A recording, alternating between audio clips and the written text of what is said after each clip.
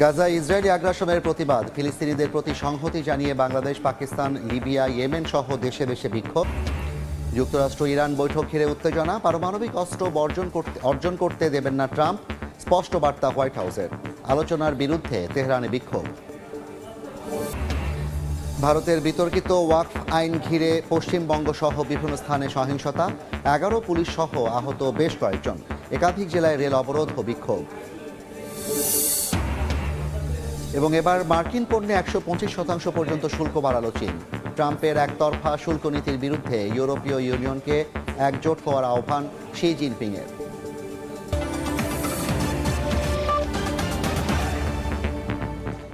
আন্তর্জাতিক সময়ের সঙ্গে আছি আমি জাফর সাদিক।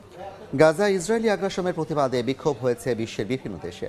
ফিলিস্তিনিদের প্রতি সংহতি জানিয়ে রাজপথে নামেন ইয়েমেন, পাকিস্তান, লিবিয়ার বাসিন্দারা।